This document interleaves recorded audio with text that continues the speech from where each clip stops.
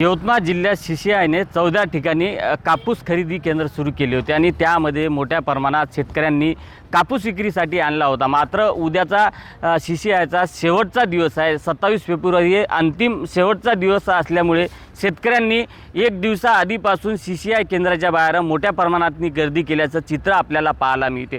खरं तर CCIची खरेदी ही सकाळी 11 वाजतापासून सुरू होते, मात्र रात्रीपासून शेतकऱ्यांनी CCI केंद्राच्या बाहेर मोठ्या प्रमाणात रांगा वाहनांच्या लागल्याचा चित्र आपल्याला पाहायला मिळते।